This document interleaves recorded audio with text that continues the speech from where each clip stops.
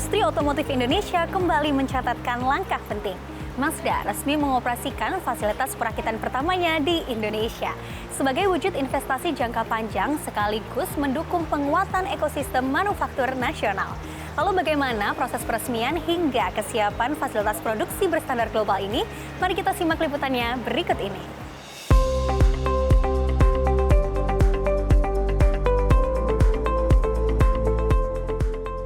Mazda resmi memulai babak baru bisnisnya di Indonesia dengan mengoperasikan fasilitas perakitan kendaraan dengan investasi lebih dari 400 miliar rupiah.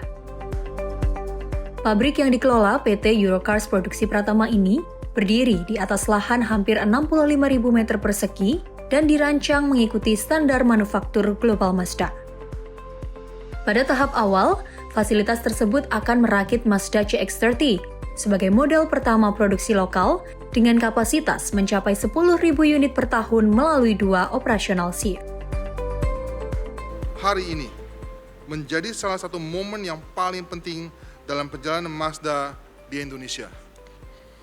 Yang kita resmikan bukan sekedar hanya sebuah fasilitas manufaktur, melainkan wujud nyata dari keyakinan kami bahwa Indonesia memiliki talenta, kapabilitas, dan potensi yang luar biasa untuk mendukung perjalanan jangka panjang Mazda di Indonesia.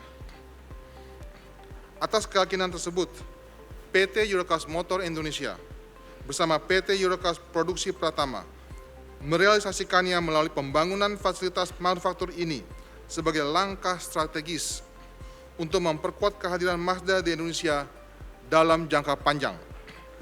Dengan kapasitas produksi yang mencapai 10.000 unit per tahun, kami berharap kehadiran fasilitas ini dapat memberikan nilai tambah yang semakin besar bagi perekonomian nasional melalui peningkatan aktivitas manufaktur dalam negeri dan juga bagi Kabupaten Bogor tentunya. Juga kami harapkan adanya penguatan ahli teknologi, pengembangan sumber daya manusia, serta perluasan penyerapan tenaga kerja di sektor otomotif.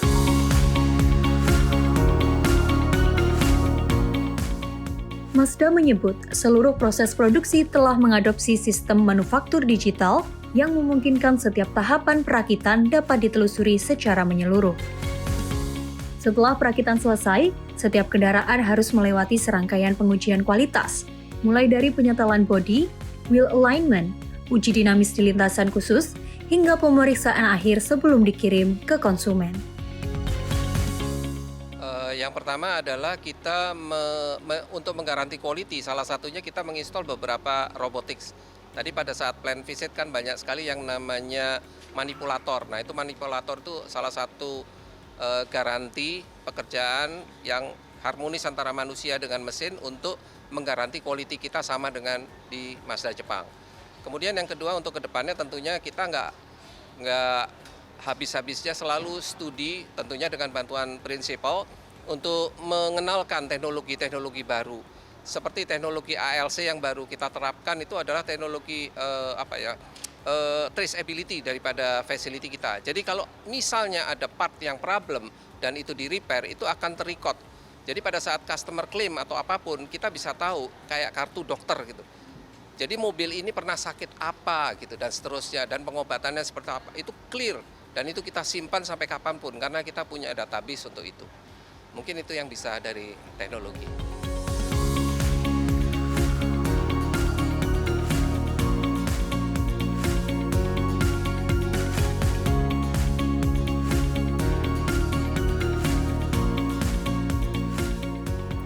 Dengan hadirnya Mazda Indonesia Plan, kolaborasi antara pemerintah dan juga industri diharapkan dapat memperkuat daya saing manufaktur otomotif Indonesia menuju masa depan yang lebih inovatif dan berkelanjutan. Dari Bogor, Hasifah Dinata dan juru kamera Angga Yasua, CNBC Indonesia, Beyond Business.